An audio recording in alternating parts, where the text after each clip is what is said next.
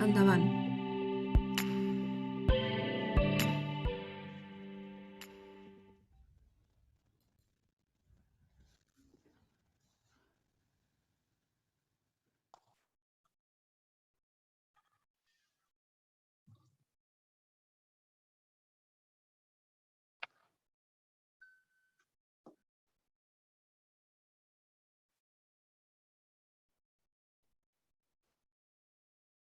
Endavant, Joan.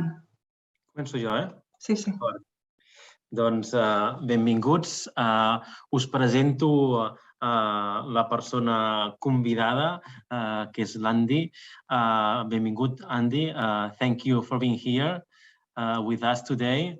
El professor Andy és un expert internacional en educació, transformació educativa, lideratge i professionalitat col·laborativa i sostenible. Ha estat assessor d'educació del Premier d'Ontario i actualment ho és del govern d'Escòcia, així com d'organitzacions professionals i organismes internacionals d'arreu del món.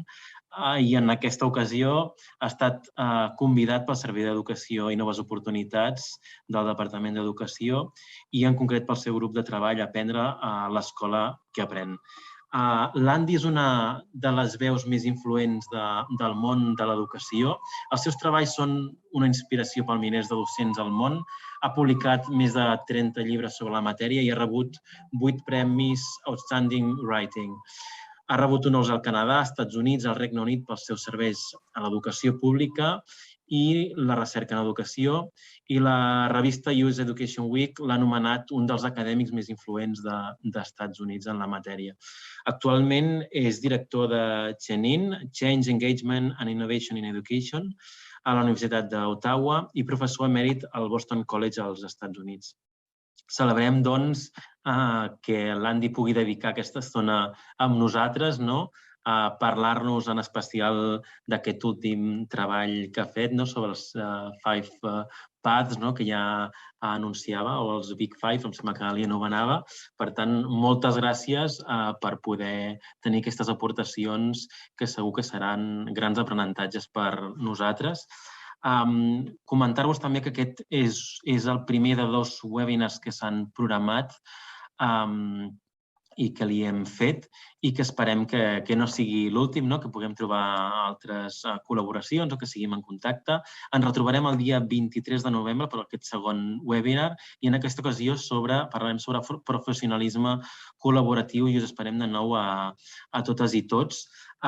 Deixeu-me aquí fer 2 apunts, una miqueta potser també per situar l'Andy, de temes que almenys hem anat parlant amb alguns de vosaltres o amb companys aquí al Departament d'Educació que van ressonant a nivell del sistema educatiu. 2 punts de reflexió que jo crec que segur que l'Andy tocarà i que utilitzo per posar també en context de temes que ens estan preocupant aquí a casa nostra. El primer focus és, evidentment, quins són els aprenentatges clau que ens expliqui l'Andy que podem incorporar per millorar a nivell de centres educatius, perquè, evidentment, el primer repte és com millorem els centres educatius i aquí situant l'esperança o l'objectiu en què tinguem centres punters que situïn com una prioritat clara el tema de la implicació de l'alumnat com un factor clau per la millora educativa. I poso l'estrès en com canviem els centres educatius o com aprenem a nivell de centres educatius, perquè després faig un breu apunt a com ha de canviar el sistema educatiu, perquè els centres educatius sols no aconseguirem que canviï tot el sistema educatiu. Jo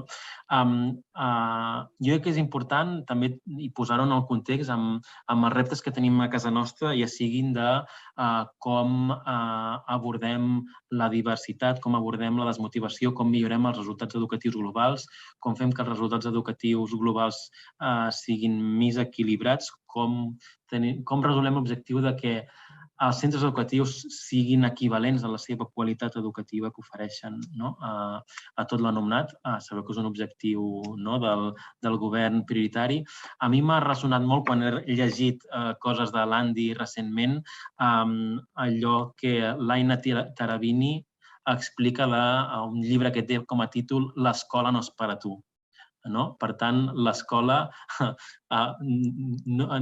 expulsa, l'escola repel·leix a molts perfils d'alumnat i això amb els objectius que tenim educatius no pot passar.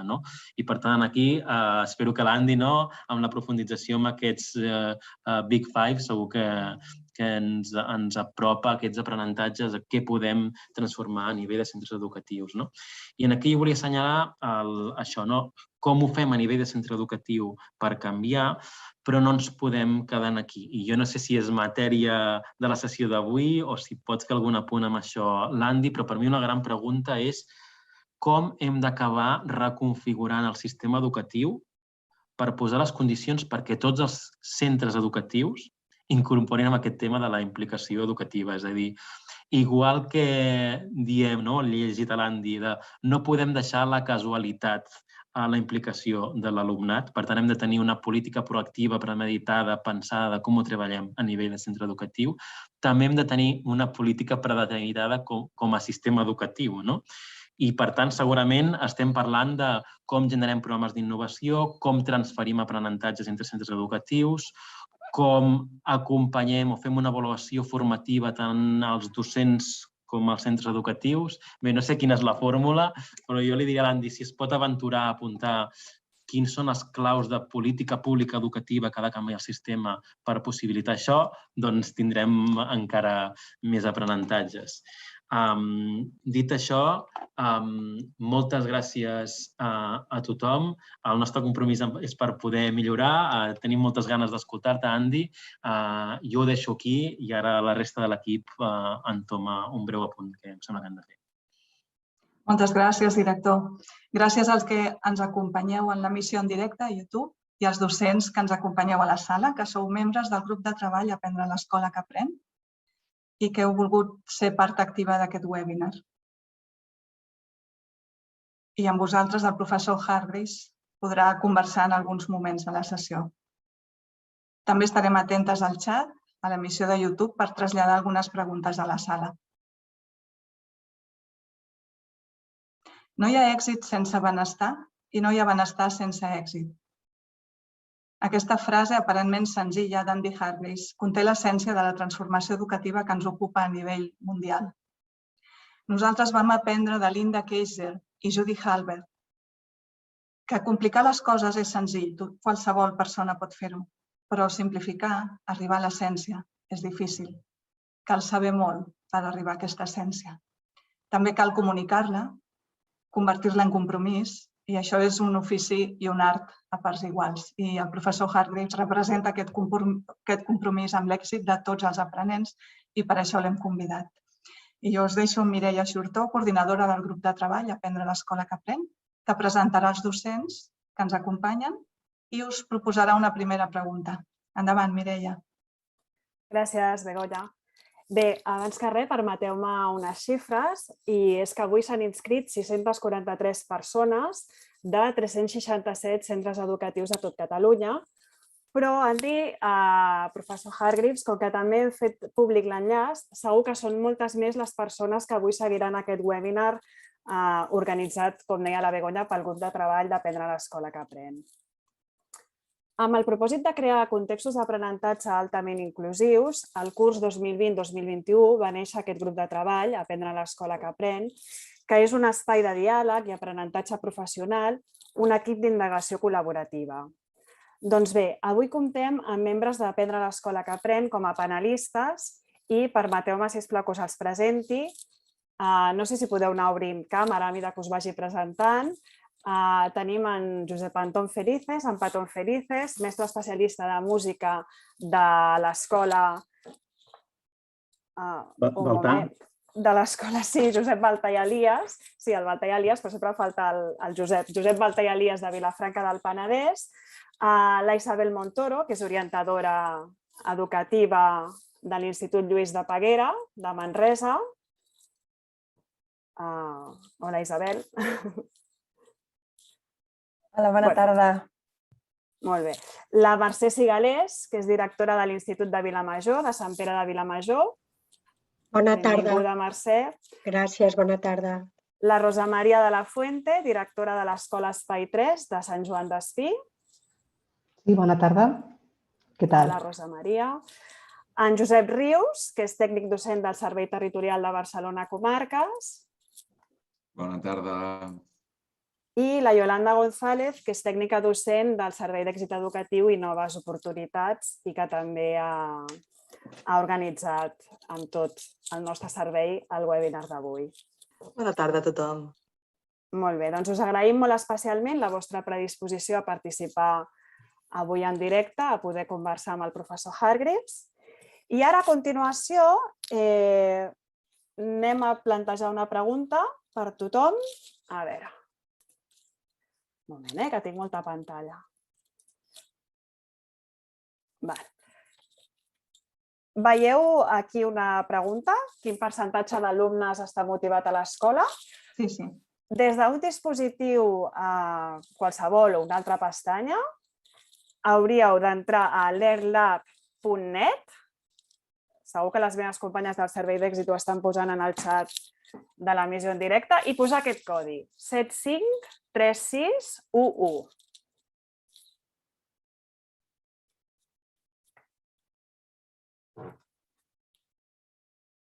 753611.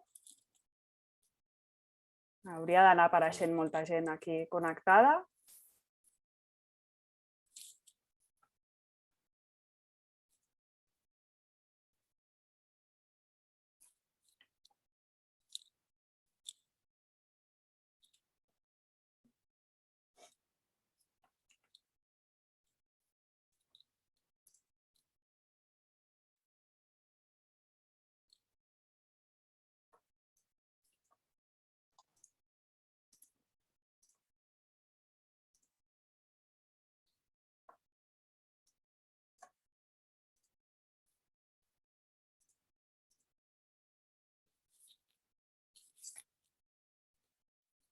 I ara ja podeu anar contestant aquesta pregunta. Quin és el percentatge d'alumnes que està motivat a l'escola? Opció 1, fins un 20%, fins un 40%, fins un 60%, fins un 80%. No hem inclòs l'opció que seria ideal, que seria fins un 100%, però és evident que si aquests fossin els resultats no estaríem fent el webinar que estem organitzant avui.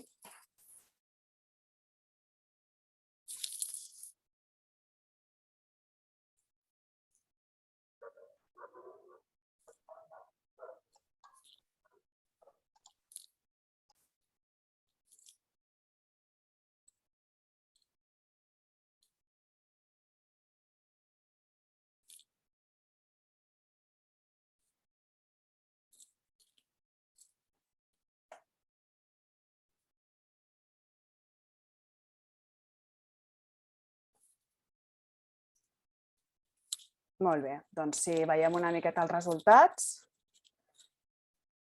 tenim que sembla que l'opció més triada és la de fins un 40%,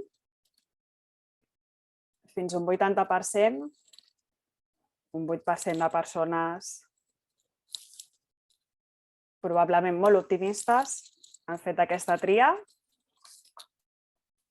I se m'han vist les pantalles abans, perquè són aquestes coses del directe que he passat pantalles i sé que s'han vist, però bueno, la tornarem a posar ara. Com que tots hem passat una pandèmia i hem fet classes online, doncs tothom ja ens ho perdonem tot, aquestes coses del directe. I aquestes serien les dades que són força esfereïdores. Aquestes són unes dades que nosaltres vam conèixer per primer cop justament veient una conferència del professor Hargreaves. És una enquesta als estudiants. Són estudiants americans, però vaja, vivim en un món globalitzat, per tant hem d'imaginar que les dades dels Estats Units no estan tan lluny de les dades que puguin haver-hi a Catalunya. I veiem que tenim un 57% d'alumnes, d'aprenents, des de cinquè de primària fins a segon de batxillerat, per tant, aquella etapa tan important de la transició de la infància a l'adolescència, només un 57% estan motivats, però, clar, el que El que angoixa moltíssim i preocupa, no, són aquestes dades del 27% desmotivats i aquest 16% de molt desmotivats. Jo ara ja deixaré de compartir i ja escoltarem el professor Andy Hargreaves, que ens farà la seva presentació.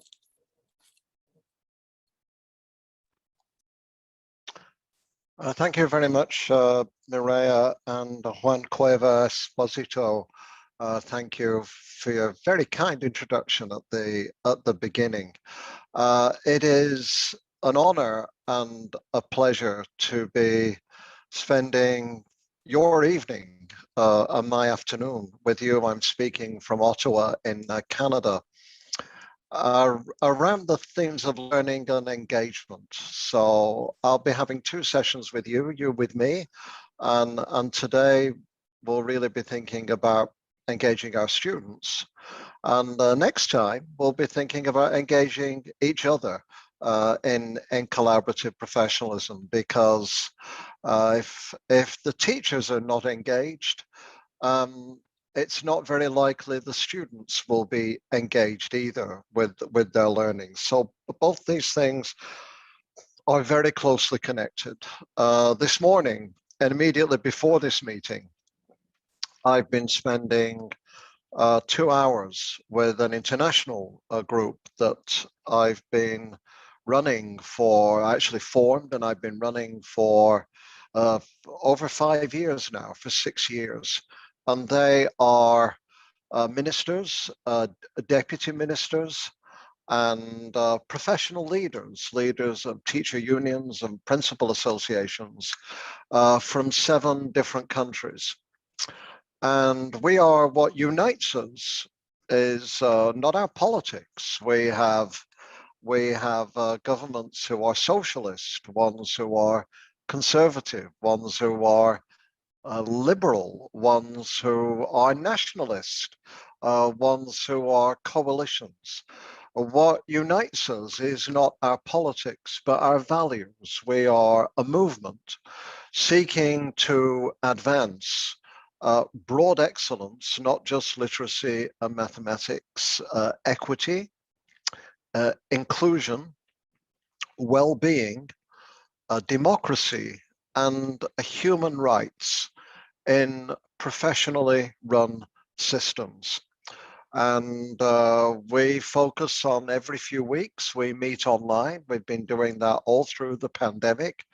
And this morning we've been focusing on how examinations in high school engage or don't engage students, and how in a concrete way we can change, with everything we've learned from the pandemic, examinations and assessments for the better, to engage all our students more effectively. So many terrible things have happened during the pandemic, but we're also learning a lot of things that might be really beneficial for the future, for students, for their teachers, and for their schools.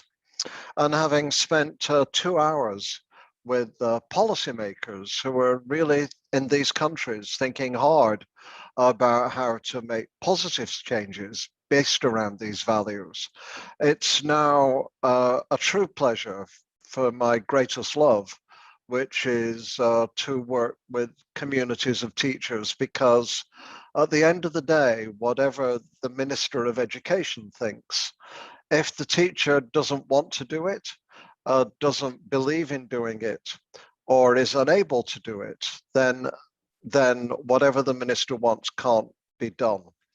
So teachers, you are the ones who make everything happen in our schools, and a big part of that is engaging our students. So why is it that the data suggests so many of our students, particularly in high school, are disengaged? Now, the data from the rest of the world isn't quite as depressing as it is in the United States. the data from the OECD, they do the PISA results that come out every 3 years. Its data suggests, depending on the country, between 20%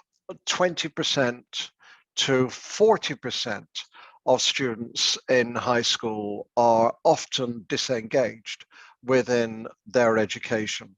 Although the figure is slightly lower than the US data, it still means that if a fifth to more than a third of our students are disengaged from school, that is a serious loss for them and a loss for all of us in the future. And the older the students get, the more disengaged they seem to become over time. So this is an issue everywhere, but it's a puzzle because, I don't know of a single teacher who goes into school wanting to turn the light bulbs off, as we say in English.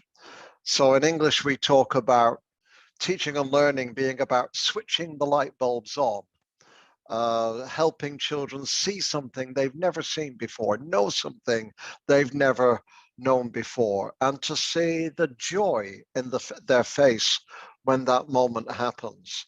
So teachers want to switch the light bulbs on for children. So why is it that so many young people are disengaged despite what teachers want to do? Teachers don't go into teaching to turn the light bulbs off.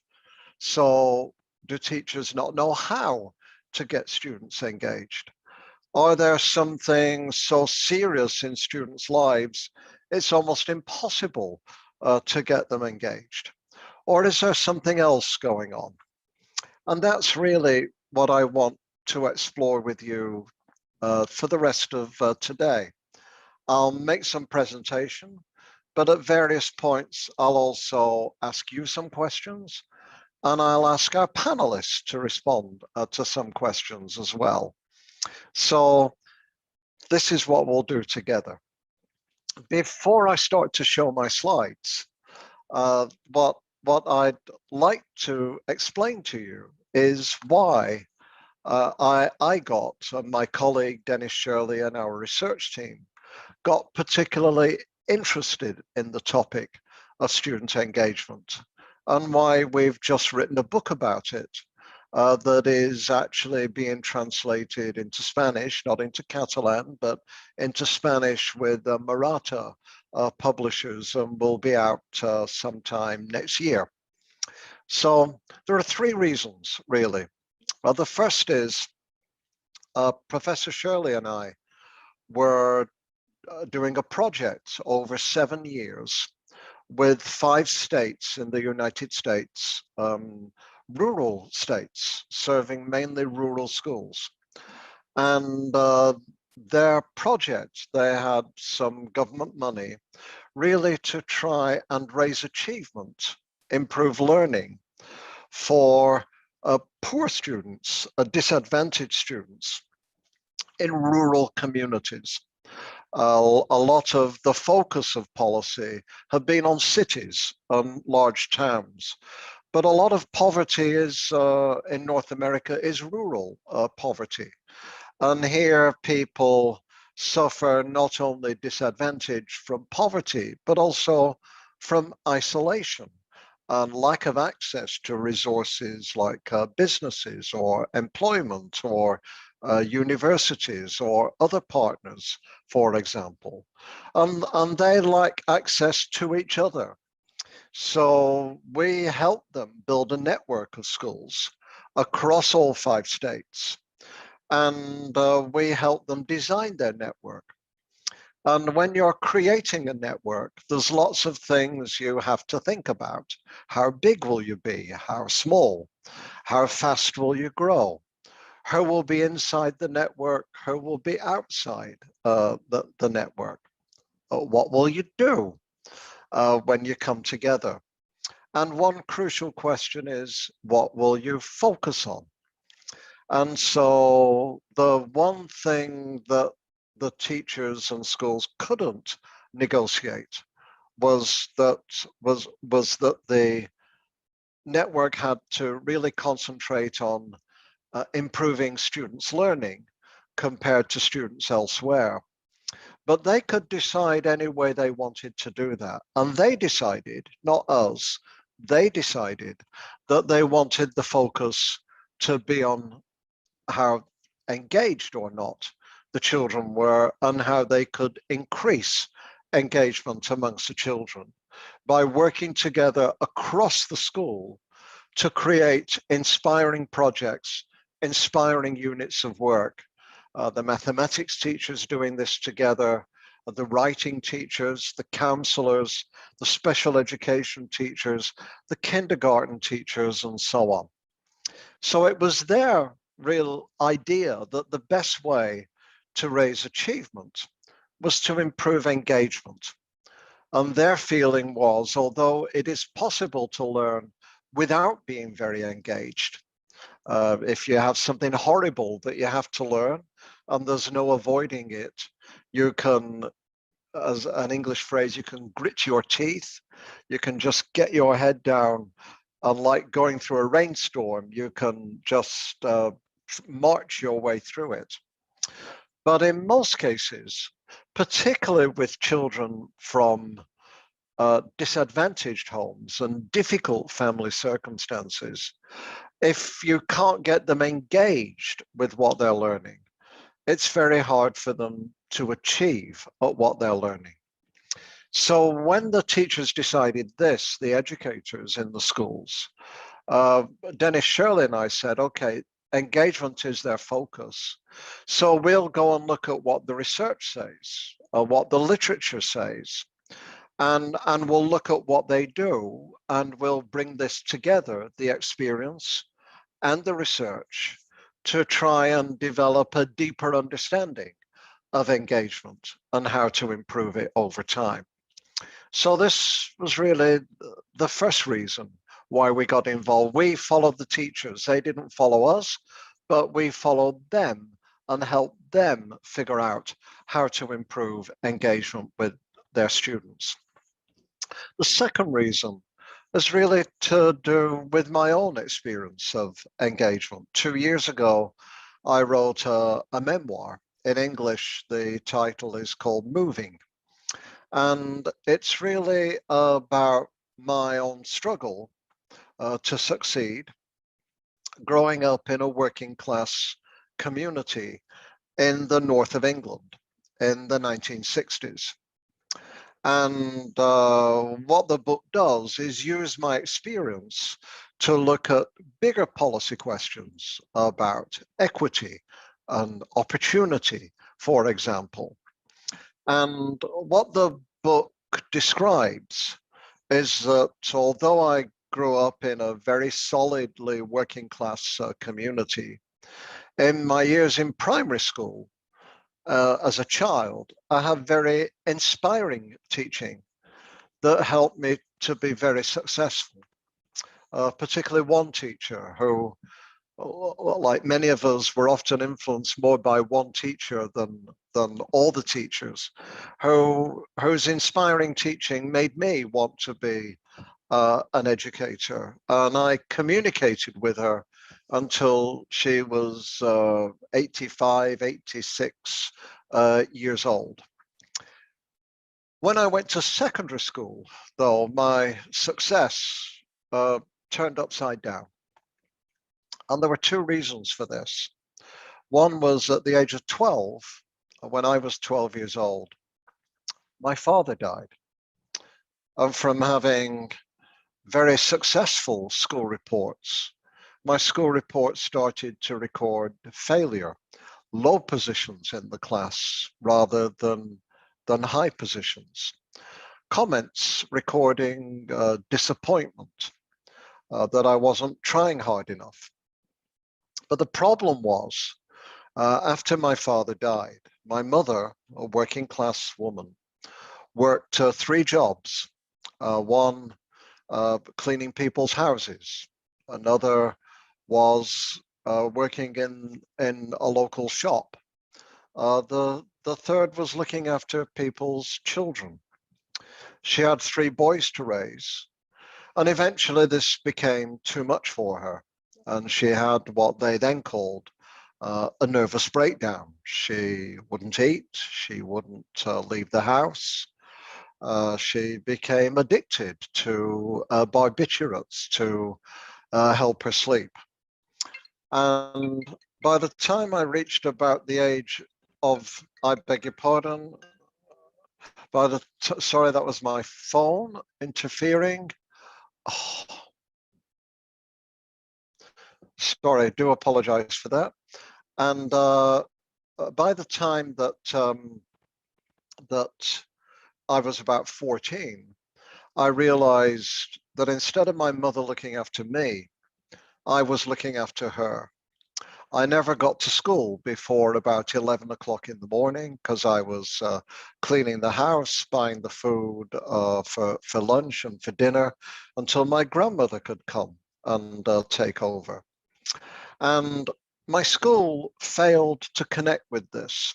It both failed to talk with me about the circumstances I was facing, but more than that, I lived on one side of town, went to school on the other, and the curriculum in things like history made no sense to me. It had no connection to my life, to my circumstances, to my background. It was a history of kings and queens and popes and generals.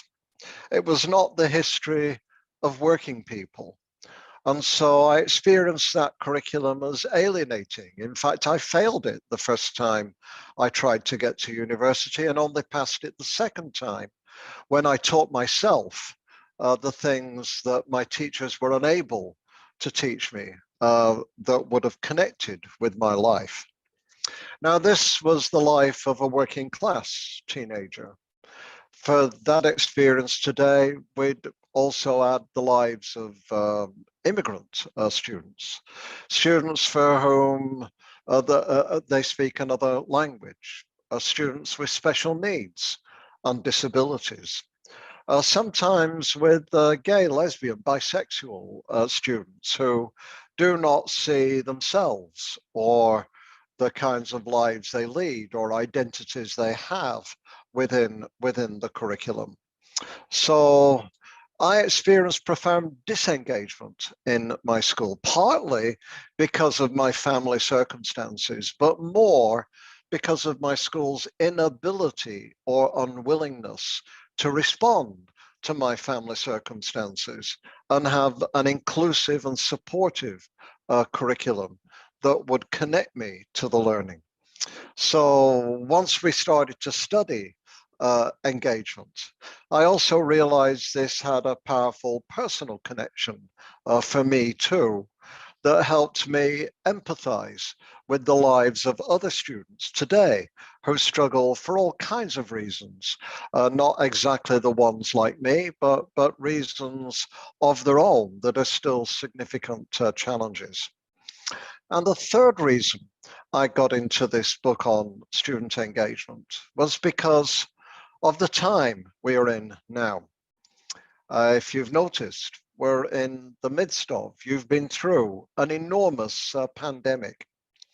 You, like teachers internationally, and I've been on many international groups with the teacher federations, with Education International, the Union of Teacher Unions. I've done work with them and with policy organizations too. And what their surveys show time and again is that one of the things that teachers most worried about during the pandemic was their students becoming disengaged from learning, particularly when they were learning at home, virtually, digitally, online. Teachers felt that the students sometimes didn't have devices. When they did have devices, their home circumstances were difficult. They'd switch off, they'd turn their cameras off. They'd walk out the room. Sometimes they'd walk away altogether, and across the world, many students have walked away from school during the pandemic, perhaps never to return. And this was soul destroying for many teachers who felt unable to do their job, to engage their students in their learning in the way that they really wanted to. So we've been learning a lot about engagement and disengagement with digital learning and without digital learning during the pandemic. And so these are the three things I'll be drawing on for the rest of today. And now if you'll just wait 1 minute, I'll take you onto my screen share. And in a second, I've got a question for you.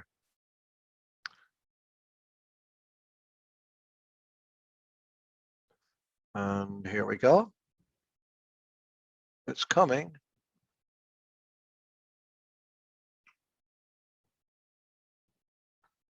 So,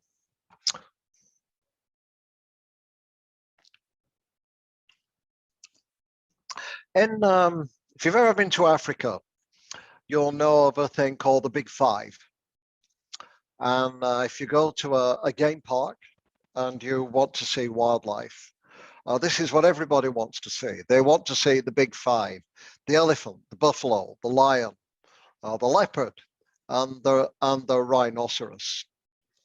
And at the moment, of course, we're coming towards the later stages of a pandemic. And that's definitely one of the big five things that we're having to deal with in our education, in our lives. And we need to understand that actually, as the World Health Organization reminds us, because species are coming closer to human species because of various environmental factors, then disease will travel more easily. Populations are moving more quickly. And for that reason, we're going to have more pandemics, more disruptions, more movement of into mask wearing, out of mask wearing, into online, out of online. And so I'm an advisor for the Scottish Government with another 9 advisors.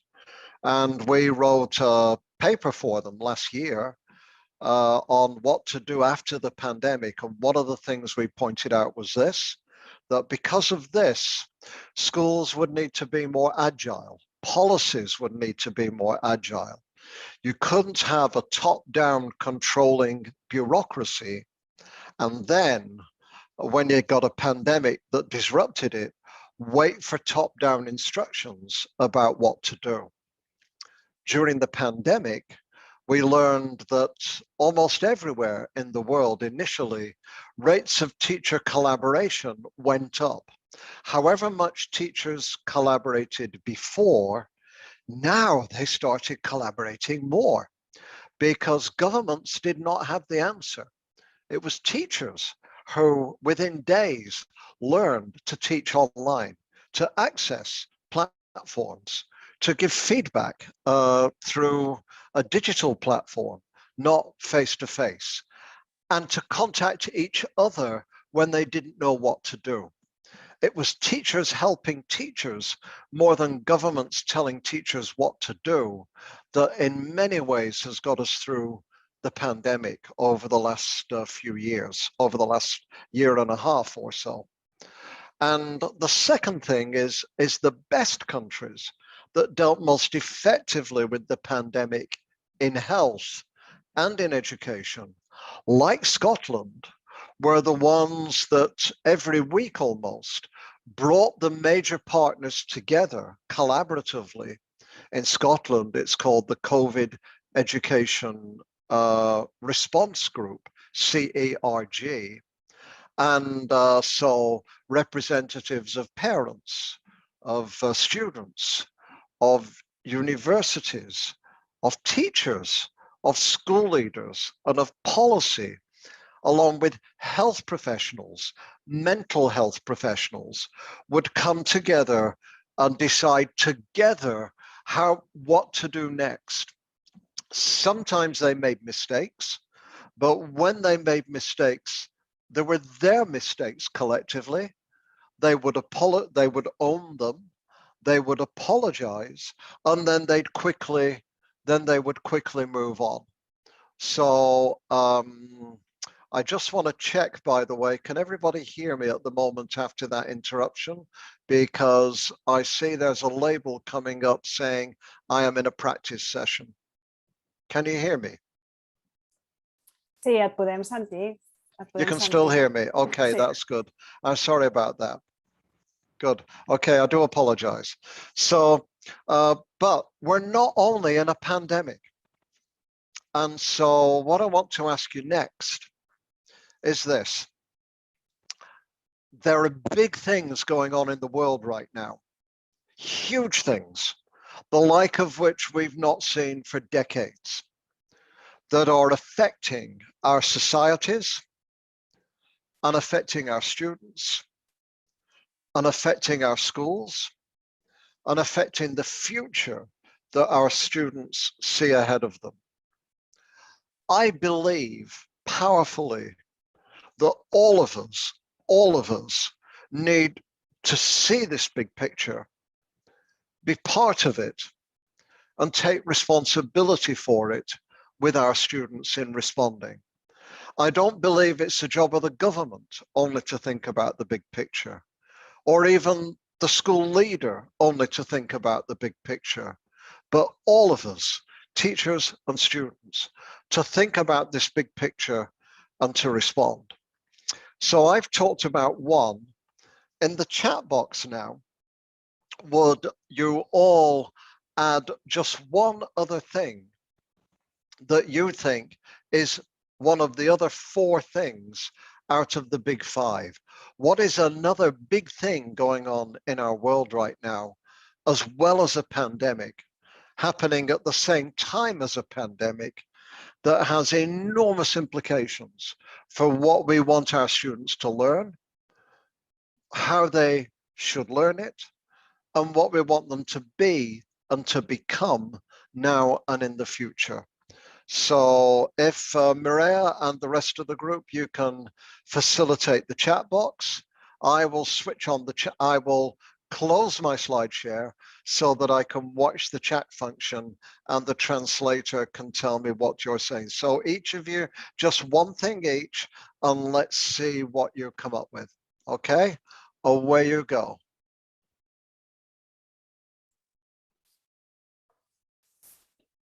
Ho estan escrivint i ara m'ho aniran dient. Okay. Vols que nosaltres, els panelistes, també, mentre esperem que vagin dient? Sí? Doncs no sé, algú de vosaltres voleu obrir micro? Josep, Patol... Yeah,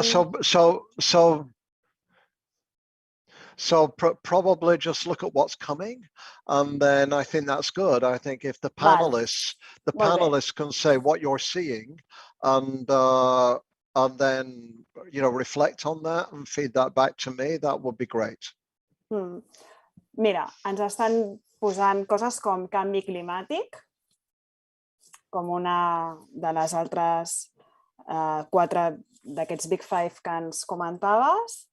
Xarxes socials, també ens estan posant xarxes socials. Tecnologia en general, el masclisme, també ens està apareixent el masclisme com un gran problema.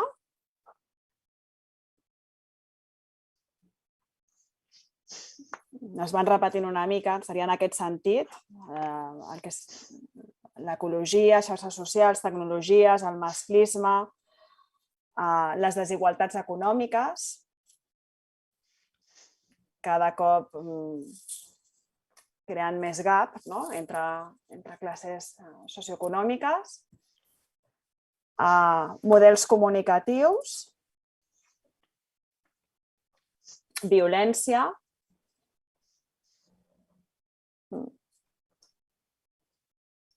moviments d'ultradreta, crisi migratòria, pobresa, la bretxa digital, salut mental, la fi dels recursos, angoixa, ansietat, relacionat amb les malalties mentals, globalització, migracions i refugiats, incertesa a l'acabar els estudis sobre si tindran feina igualtat de gènere, pèrdua de llibertats, situació econòmica de crisi provocada per la pandèmia, ultramecanització de la indústria, problemes amb la sostenibilitat, ràtios elevades a les aules, social networking, revolució digital, Wow. una pila d'aportacions. Espero no deixar-me'n cap. Vols que te les torni a resumir una terrific. mica? Thank you. Does No? no. This is terrific. This is so. Perdona que t'interrompi, una nova, que aquesta és nova i és diferent. Fake news. Oh, yeah. Okay, so actually, I'll not ask the panelists right now because I got a really good summary there from Maria and from the translator. So before I show you the other four, there is reported this week a survey of over 1,000 students all over the world. Asked them about the future. 77% of them are anxious or afraid about the future. These are young people aged between 16 to 25. 77%, almost 4 out of 5, are anxious or afraid about the future. So this means that the concerns you have about mental health are very, very real. And this has been happening not just because of the pandemic, but was already starting to grow over the last 10 years or so. And we'll see a range of reasons for this. But our young people are more worried, they're more anxious, they are more fearful about the future.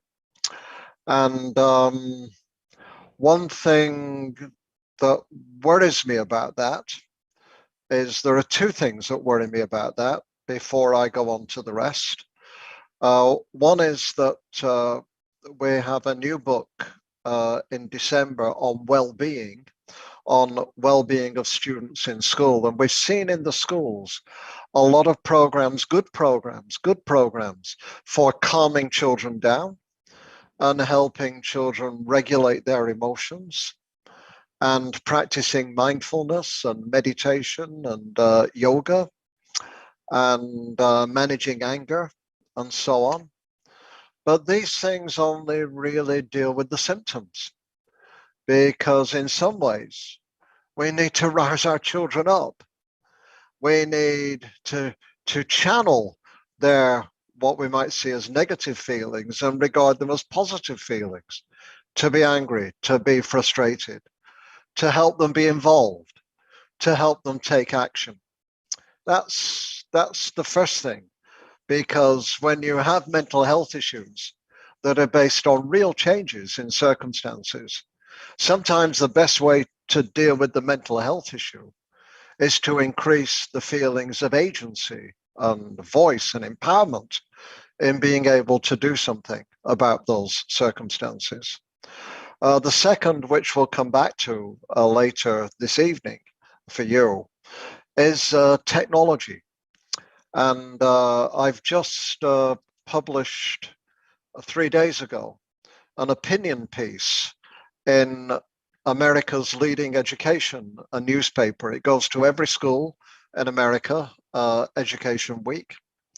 And the opinion piece has the title, how schools can stem, in other words, how schools can stop the tide of toxic technology.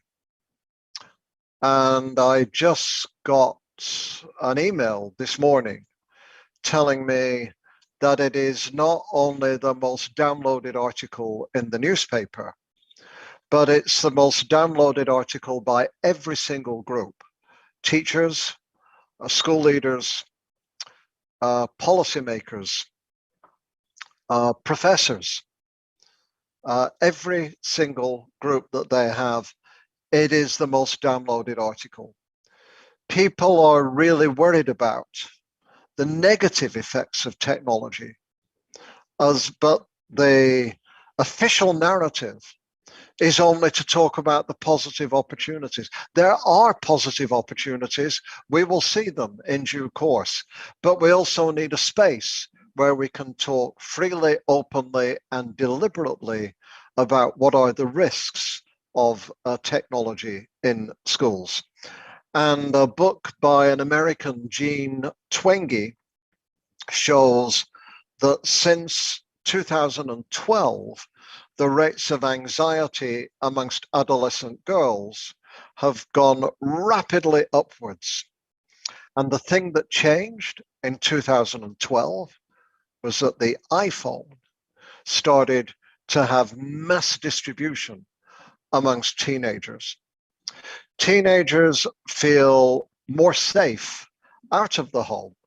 There's less violence, fewer drugs, less early pregnancy, but they feel more alone, more depressed, and more anxious, spending more time in the home, late into the night, looking at what their friends think of them on platforms like TikTok or WhatsApp or Instagram, for example. So you're absolutely right to point out that mental health and technology are two huge issues now. And then let's now look at the other four, which correspond more closely to things that you've explicitly drawn attention to and what these mean in each case. So, second, absolutely, climate change. So we've just had COP26, and but what does that mean for what we teach in schools? What does that mean for what we do with our children, how we engage our children with these big questions? Well, for some people, rightly, it's about how we teach science, how we focus more of what we teach in science on climate issues. But it also affects geography, the movement of peoples around the world. It affects social science and politics, the conflict this creates between countries as they scramble for fewer and fewer resources. But if you teach young children, one of the biggest changes you can make in relation to climate change that we learned about during the pandemic is when we had to be socially distanced and to wear masks, there was less chance of infection spreading when we taught outside rather than teaching inside.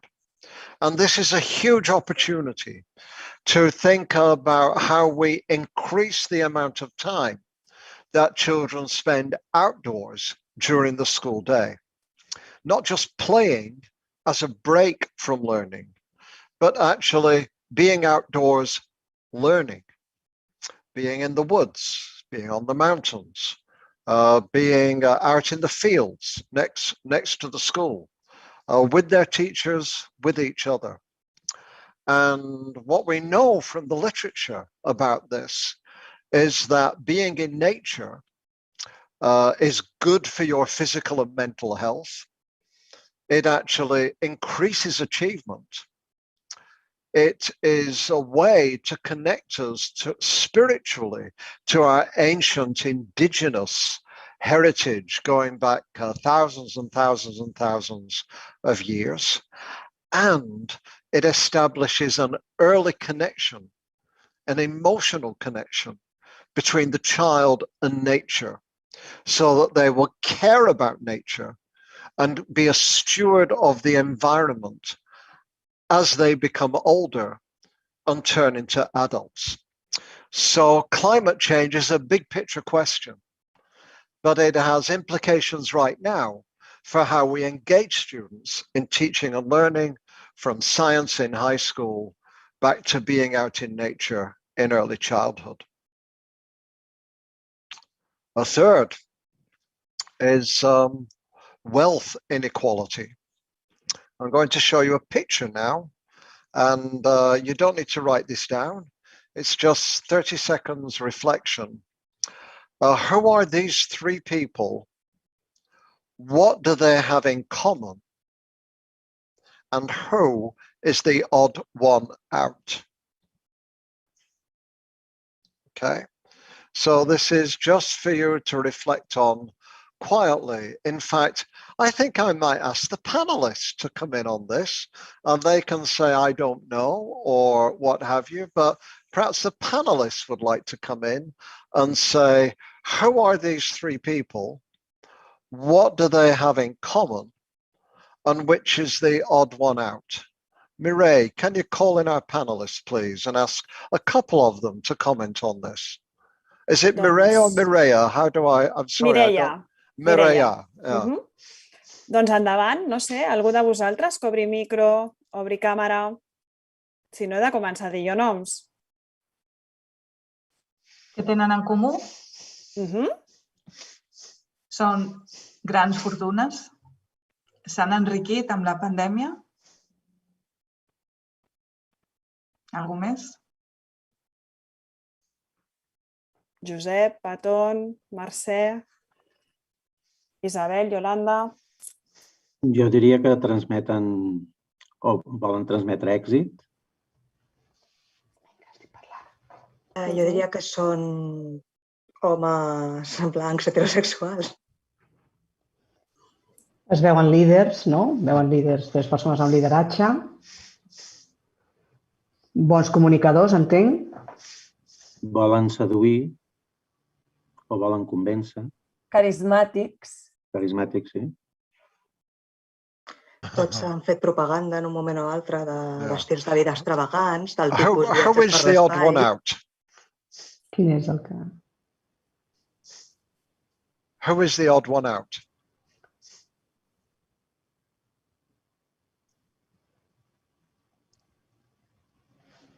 Jo diria que el del mig no és una foto pensada de postureo. O sigui, els altres dos semblen cartells publicitaris i el de mig sembla una actuació amb un senyor que està comunicant en viu. Sí, potser els altres dos del costat, no? Els veig com molt, no sé, com molt egocèntrics, no? Potser no tan centrats, potser com el senyor del mig, en els problemes reals que pot tenir la gent. No sé, és com més distància, més, no? Això que dèieu, no? Més, bueno, imatge, i no tanta filantropia, no? D'estar preocupat pel que pot passar als altres, sinó més centrats en el que ells poden guanyar. Tenim algunes respostes al xat. Vols que te les digui? Yes, give me a summary of those. Those would be fantastic. Go ahead. Són poquetes. Ens diuen, tots són homes. És la primera obvietat del que tenen en comú.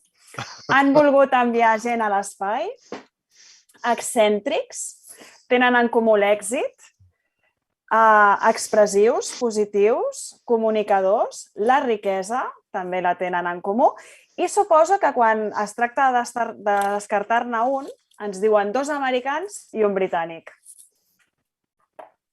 Aquestes serien les aportacions en el xat.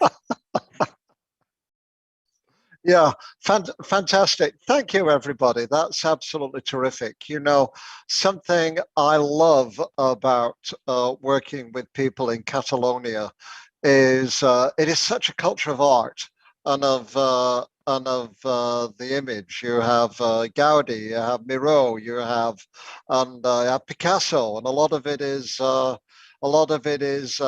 abstract art. Everywhere I go, there's, in Barcelona in particular, there's, I was visiting professor in Barcelona for 1 month a year for 4 years, and art is everywhere.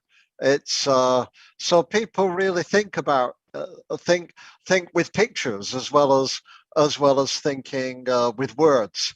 And I think you have pretty much all of it here. These are three white men. They are all extremely wealthy. They're all spending their wealth on sending themselves into space rather than paying their taxes. Many of you listening to this presentation today probably pay more taxes in some years than some of these men do. So this is significant because the odd one out in these three, who is also British, is Richard Branson on my left, the head of Virgin Atlantic. He is only worth about $5.6 billion, whereas the other two, Elon Musk and Jeff Bezos, between them are the richest people, also men, the richest men in the world. And between them, they own about $360 billion. Andy, perdona, professor. Perdona, ens diuen que hi ha un petit errada amb la traducció. Parem un moment, perquè no se't sentia en català i els que estaven escoltant pel canal de català no et podien seguir. A veure si m'avisen que ho han solucionat. Un momentet, perdona. És que és molt interessant i estava tothom protestant. No l'escoltem. Ara sí que l'escoltem. So shall I start again? Crec que sí, que podries reprendre una mica, potser a la part de pagar impostos, que potser ens hem quedat aquí. A veure... Tenim un problema tècnic, està solucionat, a veure què em diuen les meves companyes. Ara ja se sent, Perdona, és que t'havia d'interrompre perquè ens estaven dient no el sentim. Perdona. Yeah, that's okay. So the odd one out is Richard Branson, head of Virgin Atlantic on the left. He is worth only $5.6 billion. The other two, Elon Musk of Tesla and Jeff Bezos, formerly of Amazon, are between them worth around $360 billion. And in some years, they will pay less taxes than some of you will listening to this presentation here, because it's not illegal, but it is all sheltered in various ways.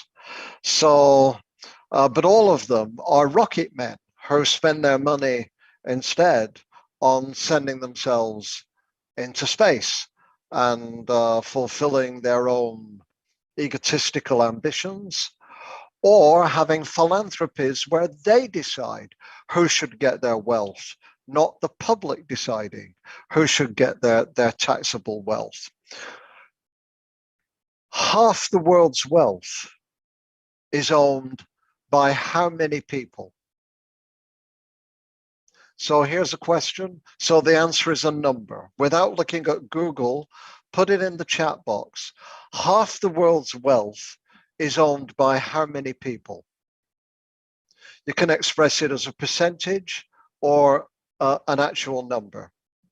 And then I'd like to hear what people are saying.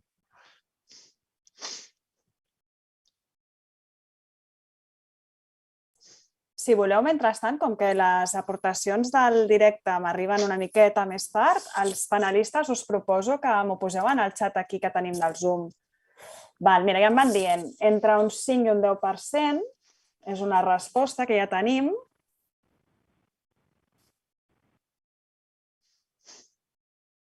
Okay, keep going. No sé si és que no estan... No, de moment no m'arriba res més.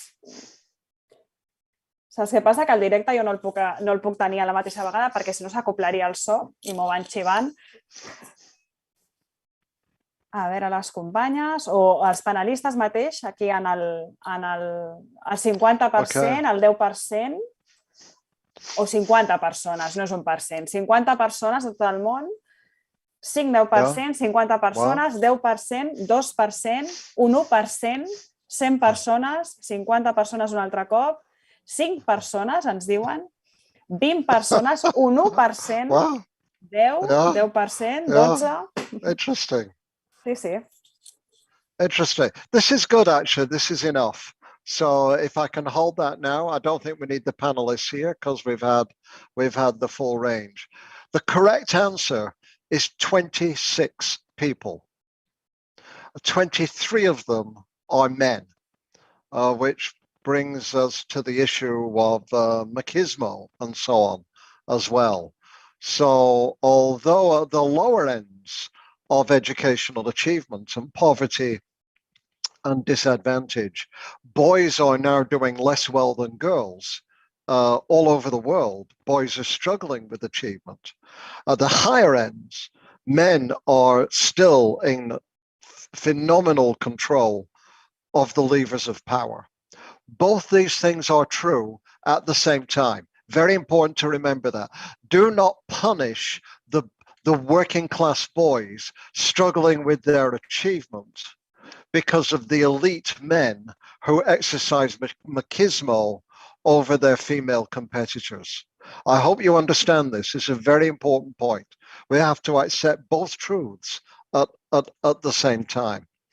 So this inequality, why does it matter? Well, it matters for two reasons. It matters because half the world's wealth isn't available to the public. The rest of us are trying to pay the costs of the pandemic or of public education with only half of the money available rather than all of the money available. And that has huge implications. The second reason is slightly more complicated, but not much. And this is from a book by Wilkinson and Pickett in 2009 called The Spirit Level. They did a sequel in 2019. They compared two things. They were particularly interested in what caused problems of well-being in society. And they looked at many indicators, mental illness, alcoholism, drug abuse, imprisonment, poor achievement, obesity, being overweight. They looked at many indicators of physical, mental, emotional ill-being or poor health. And then they looked at what correlated with or seemed to cause this ill health.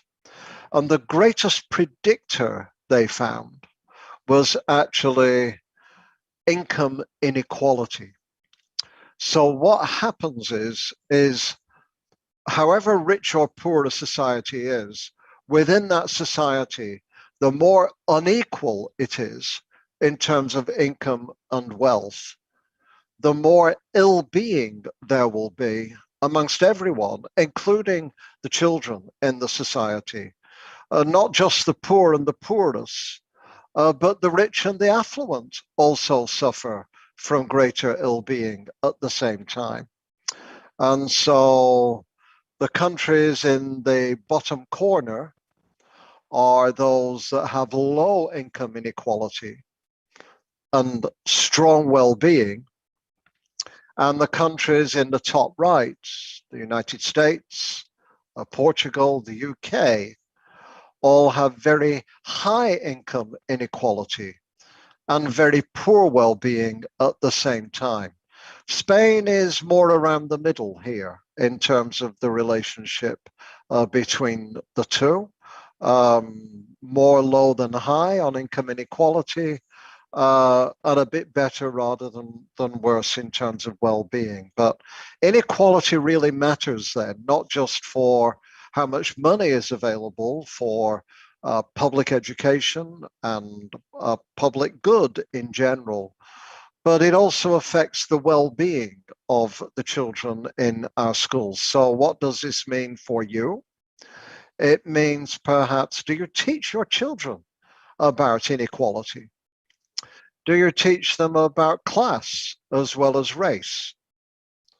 Do you teach them not just to have financial literacy, being able to manage their own money, but also having financial responsibility to pay their fair taxes rather than trying to avoid or evade those taxes over time?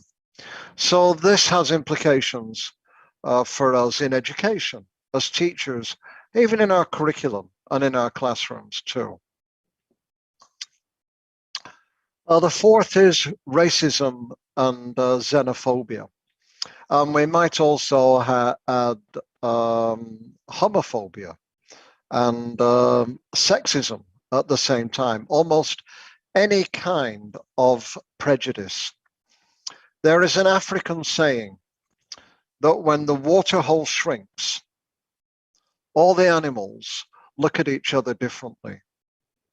And the animals that used to be able to get along with each other now see them competing for the same resources.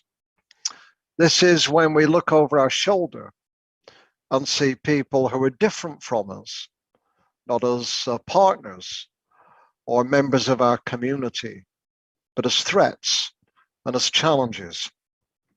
This is when you have Brexit. This is when you have anti-immigration policies all over, from Denmark to Poland to Belarus, to many parts of the world. At the moment, Belarus is weaponizing immigrants who are fleeing unsustainable environments, poor environments, in order to find opportunity elsewhere. And it's weaponizing them by moving them to and over the border with Poland. And so how do we respond to this in schools? Well, of course, we need policies of inclusion and diversity and responsiveness. We need to deal explicitly with racism and prejudice. We need to teach children about the Holocaust, for example. We need to do all these things. But here's a small thing to show you. I'm a hiker. I do a lot of long distance hiking, and I take pictures when I'm hiking. And last August, I took this picture when I was hiking on a long distance trail in America. And I sent it to my 8-year-old grandson on his birthday. My grandson is afraid of spiders. Why would I send him? What kind of cruel grandfather am I to send him a picture of spiders on his birthday? Well, with the picture, I sent him a message. And it said, "Dear Jackson, here is a picture of a spider and its web. I know you're afraid of spiders, but think about this. There is often beauty in the things that we fear. And if we can learn to see their beauty, we will come to fear them less. If we can learn to see their beauty, we will come to fear them less."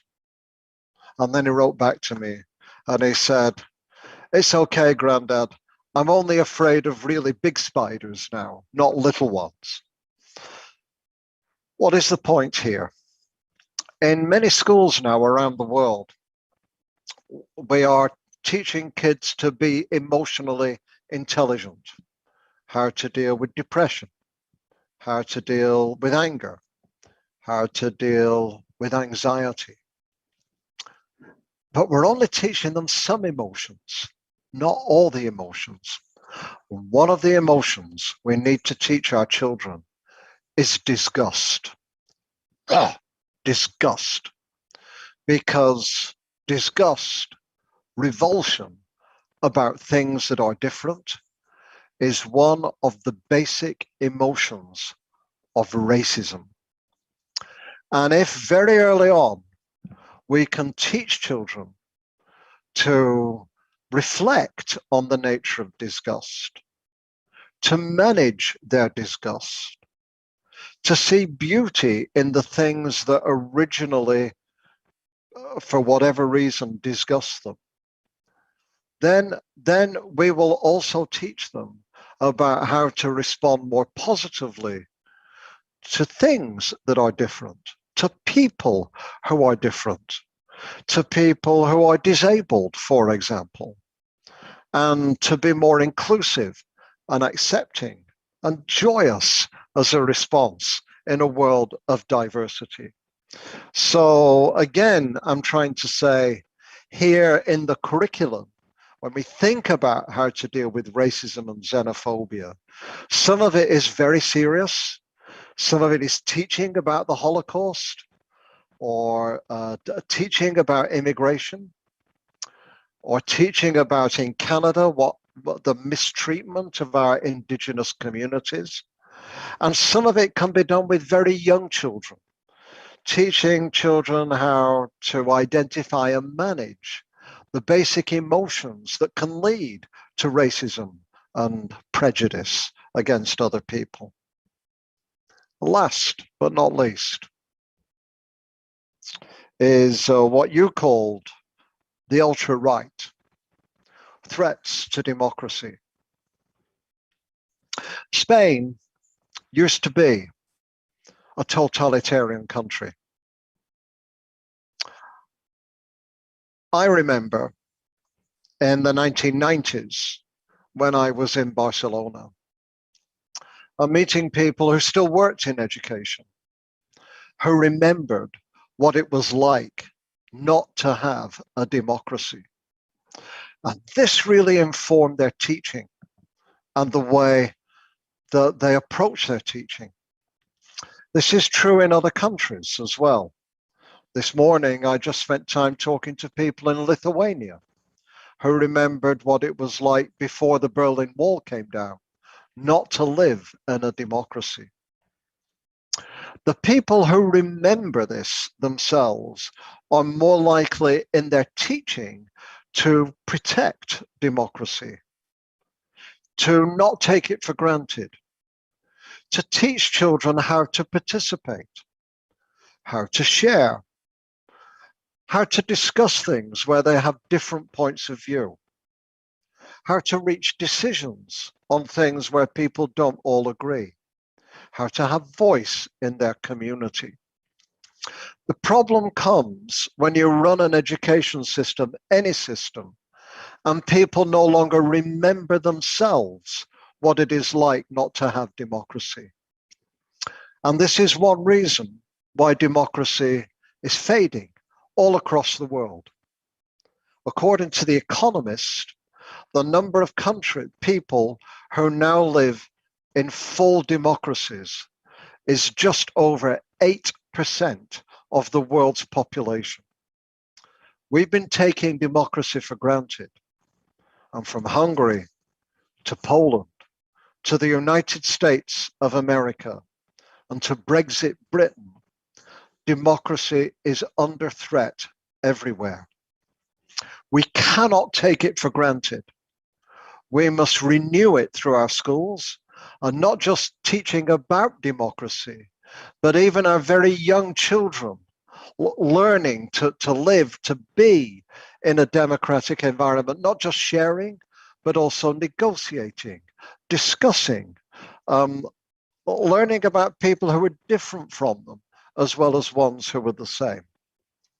I spent a long time on this topic because we do live in a pandemic now, but there are many things going on at the same time as the pandemic.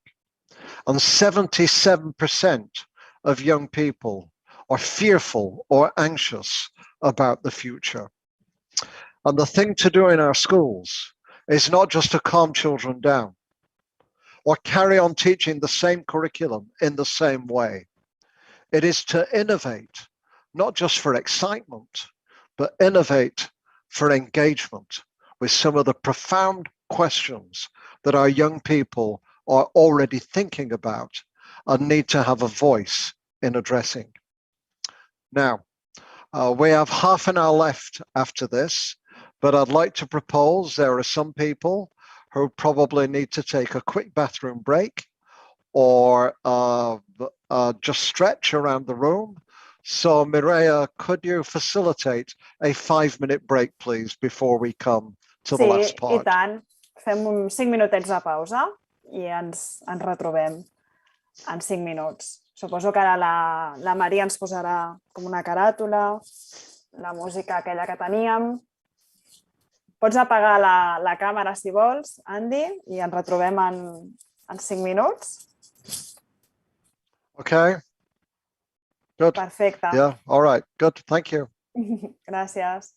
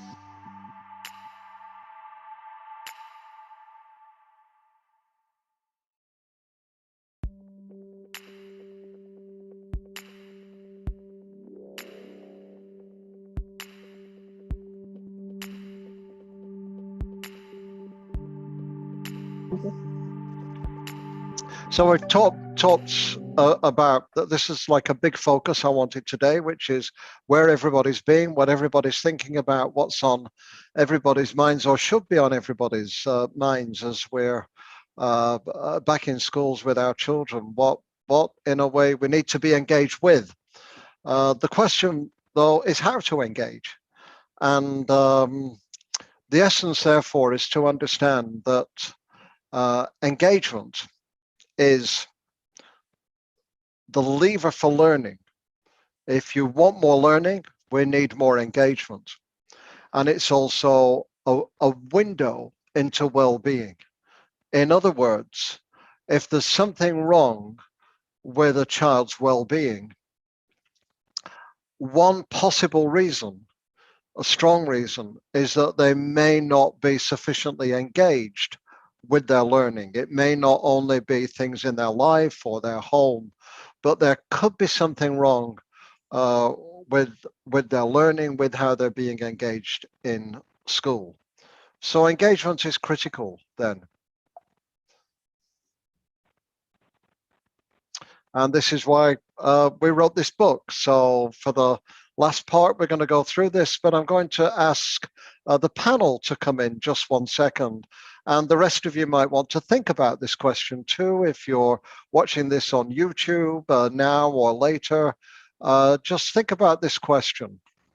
So think of a time when you've been disengaged, not engaged, and as an adult, actually. So not as a child or as a student. In your work, it may have been a boring meeting.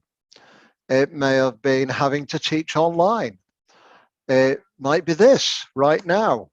It could be any of these things. But think of a time when you've been disengaged, and what did that look like? How did you experience it? And particularly, what do you think was causing it, and what was the reason for it?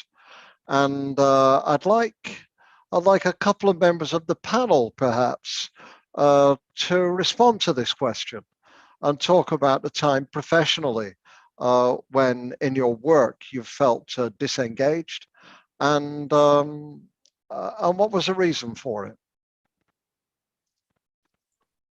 Doncs endavant, vinga, 2 membres. Rosa Maria, vinga. Penso. Bé, moltes gràcies per l'oportunitat. I jo sobre aquest tema, mirant, reflexionant sobre mi mateixa, quan m'he trobat que no han comptat amb mi o que les meves opinions no valen o que facis el que facis mai te n'en surts, és quan te desmotives, no? Quan te desmotives o quan veus que el que t'estan aportant no té res a veure o no t'impliquen, no te tenen en compte, no? Com et sents? Et sents malament, et sents fora del grup, et sents que què fas allí, no? I una altra reflexió que jo voldria fer és que potser l'escola, com l'entenem, està totalment, o en gran part, està fora de les motivacions o dels interessos del nostre jovent, dels nostres infants o del jovent. Potser això és el que hauríem d'anar pensant, reflexionant i veure com podem enganxar tot aquest jovent que està a les nostres mans. Tenim una feina molt important i tenim una feina molt seriosa per millorar la societat. Això és el que jo voldria aportar. Moltes gràcies. Mireia, si et sembla bé, a mi també m'agradaria... Sí, Mercè, endavant. Val, gràcies. Mira, jo crec que per mi hi ha 2 motius principals per quan ens, d'alguna manera, deixem d'estar implicats. Una és quan no ens escolten, quan nosaltres es prenen decisions sense haver-nos preguntat. Això per mi és una cosa que desmotiva. M'agradaria que sovint quan es prenen decisions per part de persones que han de decidir qüestions importants del món educatiu, que se'ns pregunti més, que se'ns faci més partíceps de les decisions que es prenen. I després l'altre motiu que crec que també fa que el tema de la implicació davalli és quan quan sembla que no comparteixis objectius, no? Que tu creus una cosa o creus que hi ha un objectiu que s'ha d'assolir i, per l'altra banda, hi ha uns altres objectius o altres prioritats i no hi ha aquest compartir objectius. Són els dos aspectes que professionalment penso que no ajuden o que han estat moments de causa de desmotivació o de manca d'implicació. Si em permets, Mireia, també, i Andy, jo fa uns mesos parlava amb un grup de joves que acabaven de sortir de la carrera de magisteri i parlaven d'una de les preocupacions que tenien no era el convertir-se en aquells mestres desanimats, aquells mestres que ells recorden com algú fos, com algú. I realment això passa, no? Jo els vaig explicar, dic, mireu, a mi em va passar, potser per excés d'implicació em vaig acabar desmotivant. I davant d'això, doncs, et sents malament, però necessites prendre distància d'allò, no? Primer, necessites ser conscient que estàs en aquesta situació i, segon, necessites prendre una certa distància per poder agafar aire, agafar impuls una altra vegada per tornar a entrar. La nostra feina, la feina dels docents, sigui en instituts o sigui en escoles de qualsevol tipus, necessitem estar nosaltres motivats per poder transmetre això també als nostres alumnes. I si detectem que no hi som, que no ho estem, hem de ser també prou honestos com per fer un pas al costat, agafar aire i després tornar-hi. Puc afegir una coseta? Amb això que diu el Josep, jo quan estic sabent d'acord i el de compartir objectius també ho havia pensat, el sentir-se incomprès, el sentir-se exclòs, encara que sigui per no poder compartir el que... Perdó, que tinc la càmera apagada. No poder compartir senzillament el que penses i entre tots treballar amb això. I l'Andy m'ha fet pensar quan deia que la implicació era el motor per aprendre i jo he pensat que igual era el motor per ensenyar també.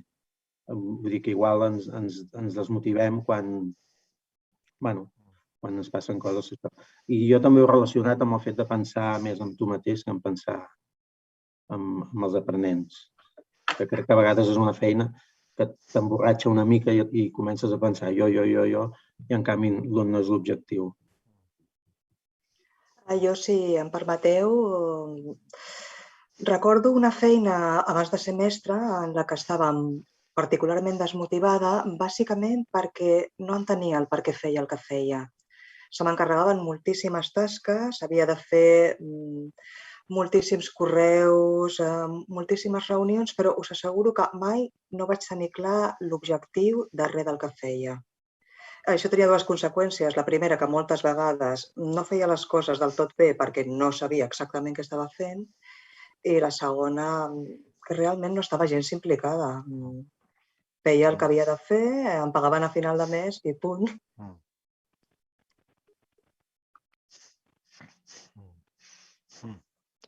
Well, thank you everyone for those. I really appreciate them. We're going to come back for another round in about 5 minutes, and to prepare for this, what will be helpful again for the panelists is if you would now think about a student, through your work, who has appeared quite disengaged to you. Either in whatever way. They might be bored, they might look out the window, they may not show up, they may be rebellious, they may be, in any way they seem disengaged. And I'm going to go through 5 things, and I'm going to ask you, which of these 5 do you think is the biggest reason for their disengagement? And if you think it's none of the 5 or it's something else, then you can also say that, okay? So which of these 5 do you think is the biggest reason for this? And let me...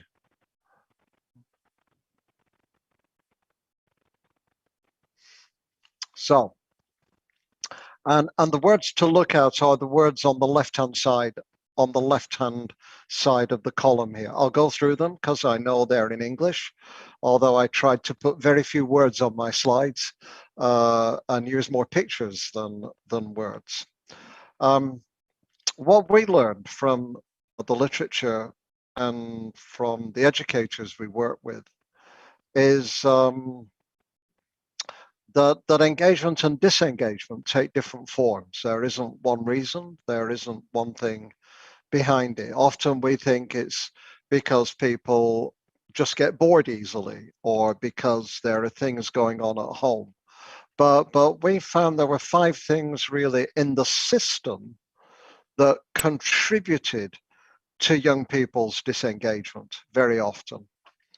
And here are the 5. So I want you to think about the student you have in mind and which of these 5 is the most likely. The first is disenchantment or loss of magic, which means there used to be magic and somebody stole the magic from the child. Think, for example, of some of your 14-year-old students who seem very disengaged now, and imagine what they were like when they were 7. Do you think they were just as disengaged when they were 6 or 7 as they are now? Or did we do some things to steal the magic from them? Did we test them too much? Did we give them too much content to cover? Did we teach them things that they couldn't see the point of, that they just had to get through in order to get a result or move on to the next stage? So is your student disengaged because somebody stole the magic from them? And how did that happen? Or are they disconnected? Do they experience the curriculum like my history curriculum in my adolescence as something that has no connection with their lives or their interests or their identity? Now, bear in mind, the curriculum doesn't always have to fit children's existing interests. It can and should introduce them to new interests as well. But is it really doing that, or is it just giving them more content? So how does the curriculum connect to students who are gay, for example? Does it have gay families in the reading materials? Does it have families of different color? Does it have single parent families? Does it have immigrant families? Are students with disabilities represented in the literature that people look at? Is the ugly duckling a bad story to tell because the white swan is beautiful and the ugly duckling is gray? So, do students feel, is your disengaged student disconnected from what it is they're being asked to learn? Third is disassociation. It's a mouthful, but disassociation means no attachment. 2 kinds of problems here: no attachment and no belonging, or the wrong kind of belonging. So disassociation may mean a child who is lonely, a child who is bullied, a child who's been learning digitally all the time rather than having face-to-face contact. Or it could be the wrong kind of belonging. It could be children that the things they search for online, the algorithms send them back to similar things. So they only end up connecting with people like them, or people who think the same things as them. This is fake news, of course, which reinforces the cycle of the myths, the lies that people learn. How, if I'm in a school of middle-class children, elite children, how do I learn to belong to children who are different from me in other communities? Fourth is disempowerment. Do your students have a voice? in what they learn and how they learn it. If I walk into their classroom and ask them, what are you learning and why are you learning it? Even if they're 7 years old, can they give a good answer? Even if they're learning mathematical square roots, can they give a good answer of why they're learning square roots other than they need to pass the test? So are they empowered in their learning, in their school, in the behavior policies? Last is distraction, particularly digital distraction. Does your school have a policy on dealing with the risks of technology, digital addiction, online bullying, too much screen time? We've seen a lot of this during the pandemic. Adolescent girls in England change the images of themselves. 30%, 1/3 of girls change the images of themselves online. What does your school do about this? Does it say, oh, it's a pity? Or does it have a policy, a strategy, a learning discussion? So how do we deal with distraction? These are the 5 things. So think about your students. You have only a few seconds left, and then I'm coming back to you.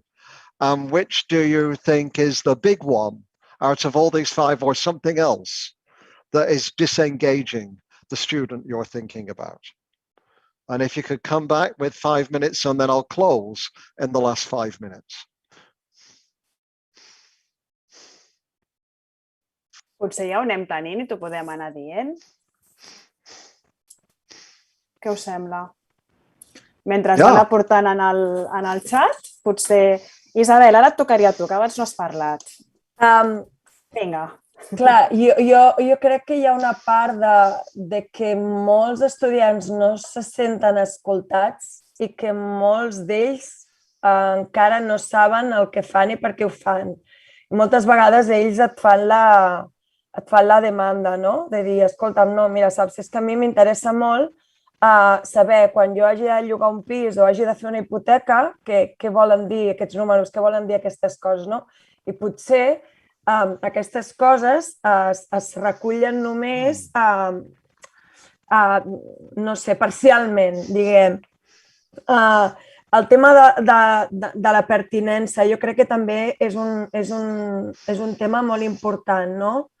Si no em sento escoltat, si no em sento part de l'institut o de l'escola, això també fa que la meva implicació en qualsevol aspecte vull dir, des de cuidar el mobiliari fins a deixar els lavabos nets o recollir les coses del pati, la meva implicació és diferent, perquè allò no m'ho sento meu, perquè ningú m'ha dit que allò també és meu. Llavors, jo crec que aquestes 2 coses, així amb alumnes que tinc en ment, podria ser el tema del que estan molt desencantats i que en algun moment entre la primària i la secundària s'ha perdut la màgia, això també és un tema important i tant com a professional i com a mare, de dir, ostres, en quin moment tota aquesta il·lusió per anar a l'escola, totes aquestes ganes de treballar, totes aquestes ganes de fer, s'han convertit no sé, en un adolescent assegut en una cadira 6 hores sense ganes de fer. Perdoneu que he parlat molt. No, en absolut. Si vols, aporto alguna cosa que tenim en el xat. Sí? Sembla bé? Professor Hargreaves? Sure. Mira, en el xat coincideixen la majoria d'aportacions en la desconnexió. És en el que més tenim aportacions. I després tenim una bonica reflexió que no ha sigut via el xat, però m'ha arribat, que diu que aquests 5 aspectes de manca d'implicació semblen els 5 aspectes de ruptura de l'enamorament d'una parella. I bé, hem trobat que és una metàfora que s'hi adheuria bastant, no?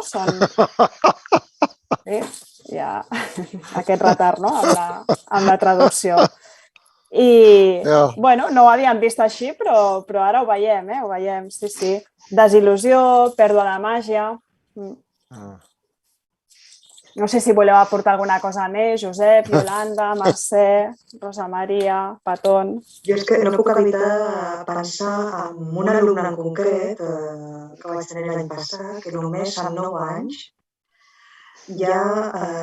És que era la imatge de la desassociació, del no sentir la pertinença, del trobar que tot el que estàvem explicant a classe no tenia res a veure ni amb ell, ni amb la seva cultura, ni amb la seva família, ni amb les seves expectatives. És que ho sento, però em ve la cara d'aquesta criatura.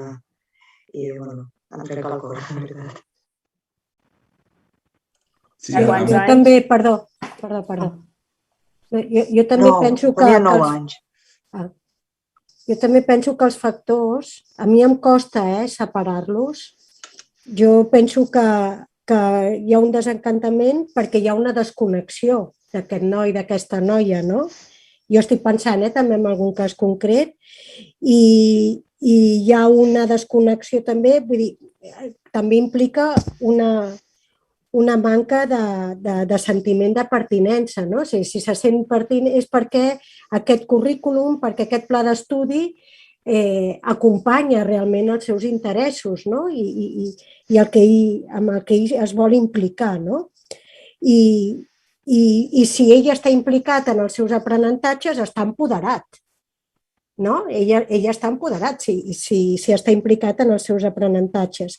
I l'únic que sí que veig una mica, diguem-ne, més separat dels altres 4 és l'aspecte, i que és realment preocupant, que és el tema de la distracció digital, que aquest sí que crec que és un aspecte més particular, que els centres hauríem de tenir eines per abordar aquesta distracció digital que és una realitat, i aquesta edició i aquest bullying, però que el veig més diferent que els altres 4, que sí que veig que si enganxes un, enganxes els altres, no? Diguem-ne que van molt junts, és la meva opinió.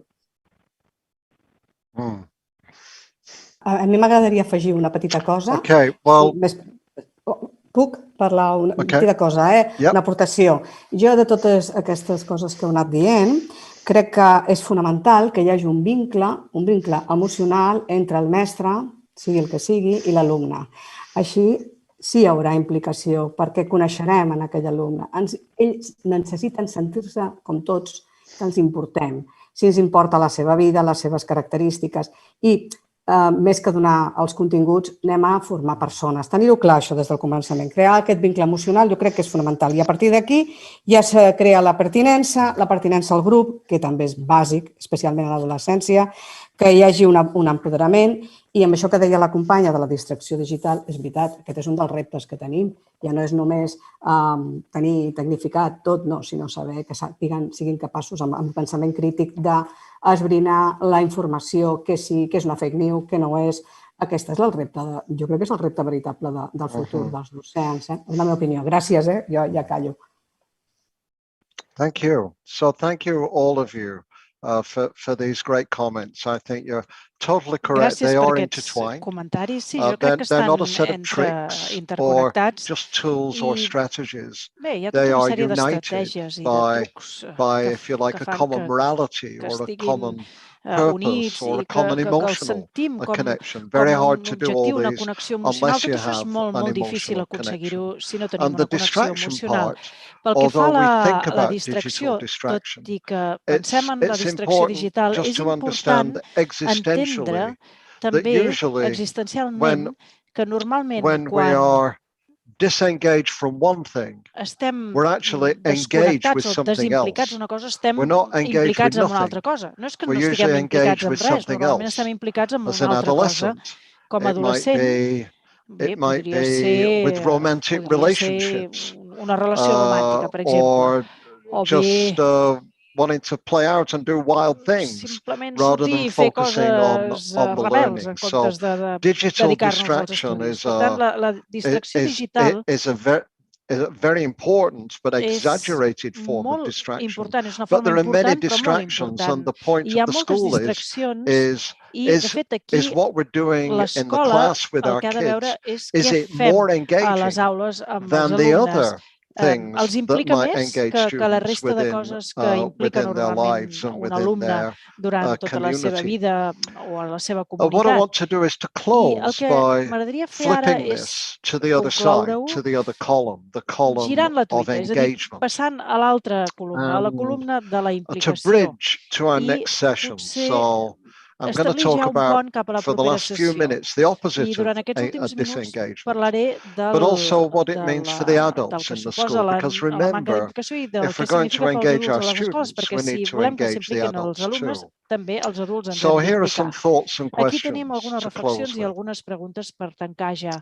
aquest seminari. Is there creativity and magic La among the creativitat adults i in la your school? màgia la tenim també entre els Do you feel adults when you have a o teniu la meeting sensació quan us that you're reuniu not just making decisions, que no només preneu but decisions, sometimes that you're sinó que de playing? vegades esteu Do the adults jugant? in your school Els play? adults a la vostra escola juguen?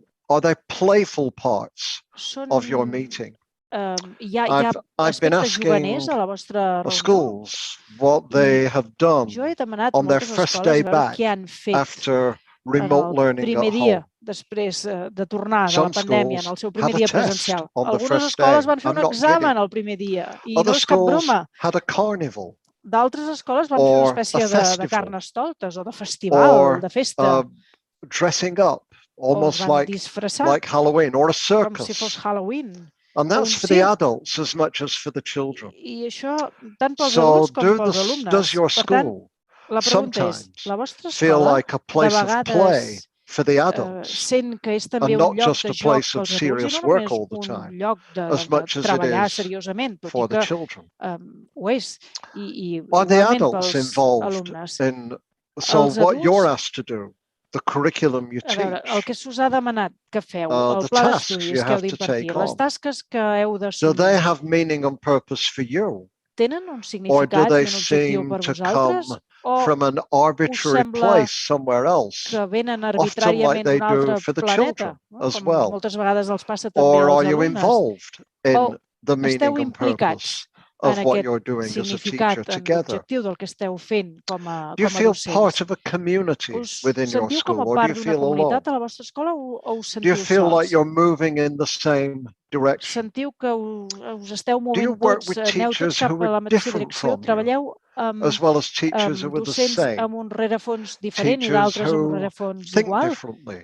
O potser Teachers in a docents que different pensen d'una altra subject? manera? O Teachers d'una who altra may be assignatura? O quiet potser rather alguns than docents que són més perhaps very callats expressive i potser no as, són tan as you might extravertits o be? expressius com Do you learn pugueu to ser belong vosaltres? O heu après within a a diverse group pertànyer of teachers a un grup rather than divers de only docents, seeking més teachers que out només buscar who approach aquells things exactly docents the que veuen same les way coses that you do? exactament de la mateixa manera que And do you vosaltres. build that belonging as you're doing I here aquesta pertinença, tal com ho esteu learning for fent the learning aquí, school?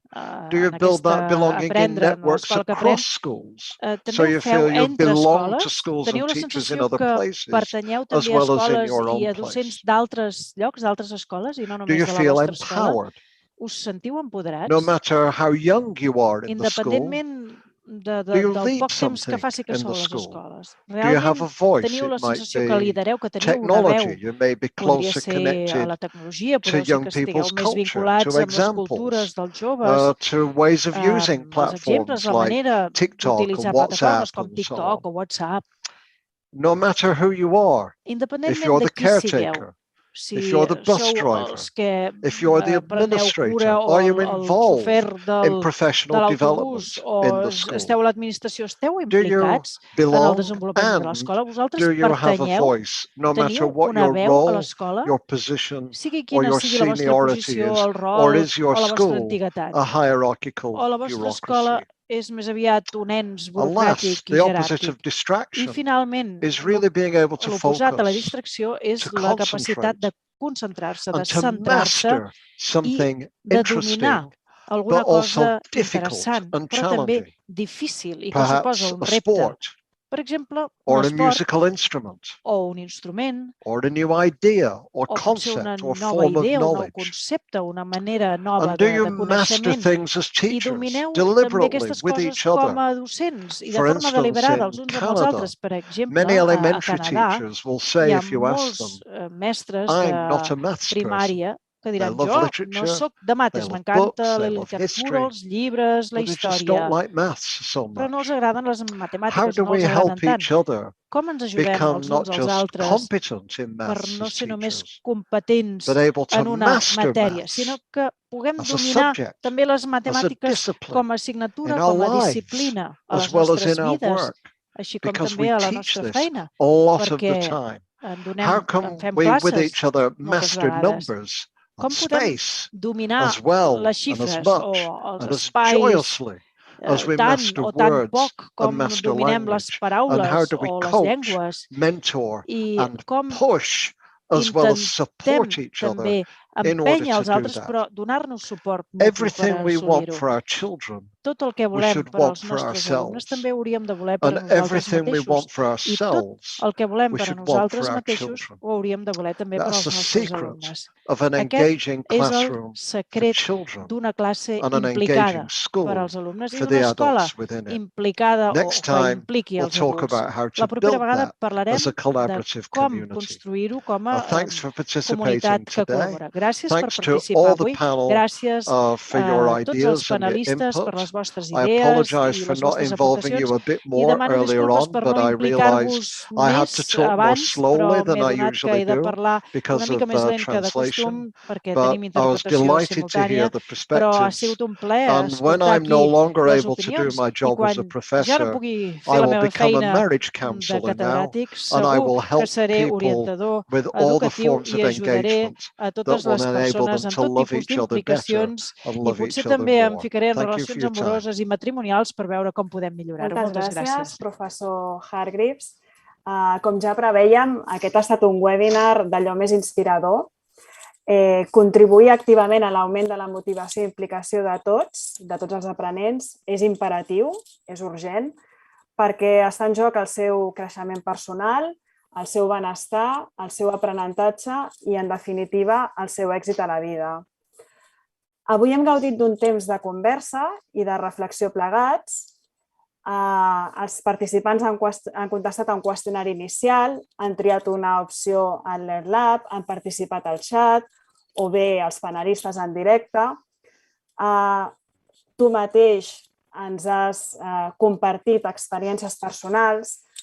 Per tant, tots plegats hem creat un clima de confiança i tot plegat amb l'ajut de la tecnologia.